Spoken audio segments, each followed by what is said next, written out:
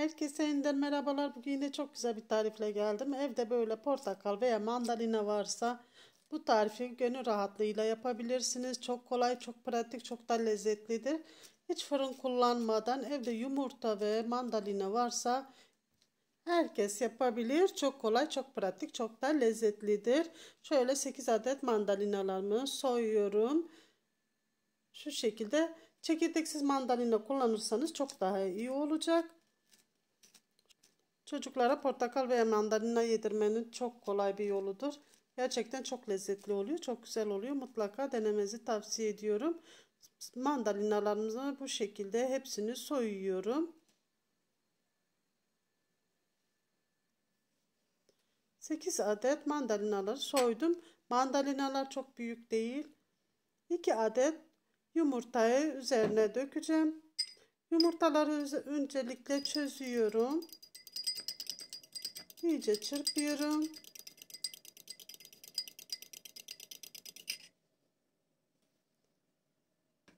Ve mandalinaların üzerine döküyorum.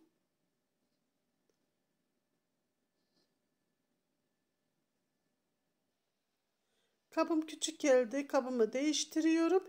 Derin bir kap olması daha güzel olur. Çünkü blenderla onu ezeceğiz. İsterseniz mutfak robotunda da geçirebilirsiniz. Aynı işlemi yapacaksınız. Üzerine bir bardak da süt ilave ediyorum. Blender kullanmak istemiyorsanız mutfak robotuna koyup iyice çektirebilirsiniz. Şöyle blender yardımıyla iyice eziyorum.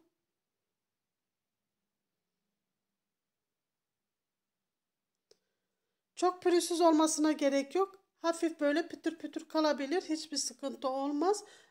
Tam tersine onlar içinde daha güzel duruyor. Daha lezzetli oluyor. Şöyle üzerine 3 yemek kaşığı şeker ilave ediyorum. 1 yemek kaşığı maya ilave ediyorum. Kuru maya. Ve biraz karıştırıyorum. Mayanın çözülmesini sağlıyorum. Üzerine 2 su bardağı un ekliyorum.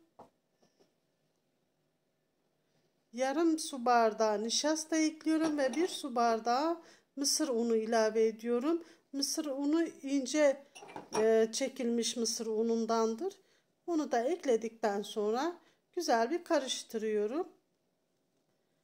Karıştırıyorum, kıvamına bakıyorum. Cıvık olduğu için 1 su bardağı un daha ilave ettim. Tekrar bir karıştırıyorum. Çok cıvık olursa biraz daha un ilave edebilirsiniz. Ve şekerini de arttırabilirsiniz. Ben çok şekerli sevmediğim için 3 yemek kaşığı koydum. Siz biraz daha çoğaltabilirsiniz. Yarım su bardağı kadar şeker ilave edebilirsiniz. Yani damak tadınıza göre şekeri çoğaltabilirsiniz. Diğer malzemeler aynı kalsın ama şekeri çoğaltabilirsiniz. Mayalamaya bıraktım. Bir 40 dakika o şekilde beklemesi yeterli olacak. Bu arada ben içine üzerine üzüm kullanacağım. Kuru üzüm kullanacağım. Üzümlerimi biraz yıkıyorum. İyice ovuşturuyorum. Üzerindeki tozlar, kirler gitmesi için. Üzümü temiz yıkadıktan sonra ve hurma kullanıyorum. Hurma içine çok yakışıyor. Çok lezzetli oluyor. Mutlaka denemenizi tavsiye ediyorum. Hem mandalinanın kokusu hem hurmanın kokusu o kadar güzel oldu ki şahane. Mutlaka deneyin. Çok güzel. Hurmalarımı da iyice ovuşturarak temiz suda yıkıyorum ve çeşmenin önünde durulayıp getiriyorum. Ve ince ince küçük küçük kesiyorum. Bu arada hurma sevmiyorsanız eklemeyebilirsiniz veya evde yoksa eklemeyebilirsiniz. Elindeki malzemeleri sadece değerlendirebilirsiniz. Malzemeleri açıklama kısmına yazacağım. Malzeme listesine bakabilirsiniz. Hepsini oraya tek tek yazacağım. Oradan faydalanabilirsiniz.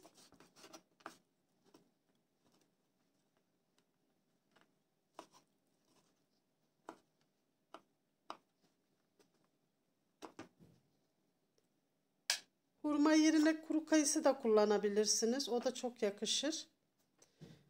Kekimiz çok sarı olacağı için bu hurmalar böyle içinde kırmızı kırmızı görünüyor. Çok şık duruyor. Hepsini bu şekilde doğradıktan sonra kabıma alıyorum. Dediğim gibi kayısı koyabilirsiniz. Başka bir meyve de koyabilirsiniz. Evde ne varsa ondan kullanabilirsiniz. Şöyle hamurum da iyice mayalanmış. Bakın görüntüde gördüğünüz gibi bu kekin içine kabartma tozu değil maya kullandığımız için çok farklı oluyor. Sünger gibi oluyor. Çok güzel oluyor. Hurmalarımı ekledikten sonra iyice karıştırıyorum.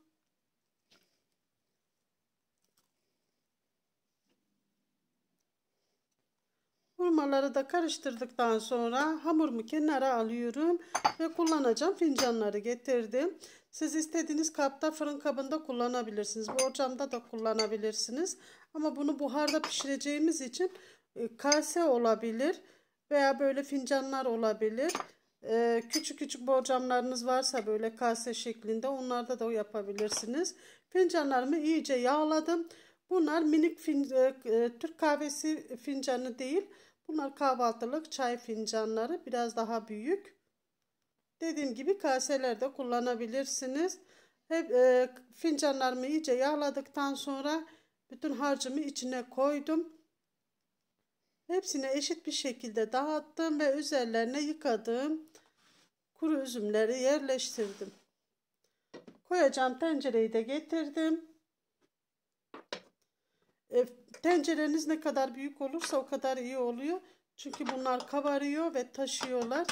Bir ya da fincanlarınızın daha yarısına kadar da koyabilirsiniz. Çok fazla böyle taşmasını istemiyorsanız. Ama taştığı için çok güzel bir görüntü oluşuyor. Fincanlarımı tencereye koydum. 15 dakika susuz mayalandırdım. Kapağını kapatıp mayalandırdım. 15 dakikanın sonunda gördüğünüz gibi hamurlarım iyice kabardı ve yarısına, fincanların yarısına gelecek kadar kaynar su ekledim. Ocağın üstüne koydum. Kaynamaya başladıktan sonra ocağın altını kıstım ve yarım saat bu şekilde pişirdim. Görüntüde gördüğünüz gibi şekli muhteşem oldu. Çok güzel oldu. 30 dakikanın sonunda bu şekilde kürdanla mutlaka test ediyoruz. Eğer kürdana hamurlar yapışıyorsa biraz daha pişirin. Tam benim 30 dakikada piştiler. Ve artık tenceremi ocaktan aldım. Görüntüsü şahane oldu. Tadı da şahane oldu. Çok sıcak olduğu için bir el bezi yardımıyla bu şekilde saplarından tutarak çıkardım. Şu an akşam olduğu için sarılı çok görünmüyor. Sapsarı, mis gibi mandalina kokuyor. Çok güzel oldu. Böyle kenarlarda taştığı için böyle mantar şeklinde de gözüküyor. Çocuklar bayıldı buna. Hemen spatula yardımıyla kenarlardan biraz taştığı için kenarlardan biraz sıyırıyorum. Yukarı doğru sıyırdıktan sonra fincandan da bırakmasını sağlıyorum.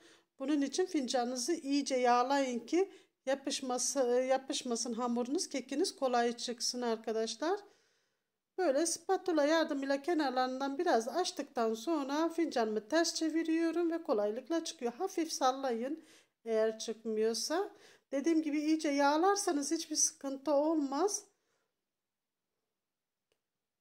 Tadı da görüntüsü de şahane.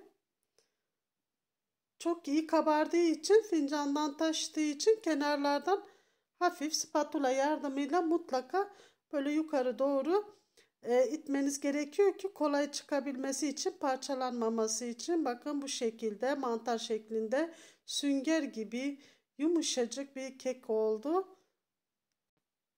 Bütün keklerimi bu şekilde çıkaracağım. Şimdi bu akşam olduğu için ışıktan dolayı biraz soluk görünüyor ama sapsarı, parlak, muhteşem görünüyor. Çok güzel oluyor. Sadece kameradan bu şekil görünüyor. Biraz soluk görünüyor. Bakın delikleri görünüyor. O kadar tam sünger gibi, çok güzel, mis gibi kek yaptım. Çok şahane oldu. Şöyle kıvamını da göstermek istiyorum.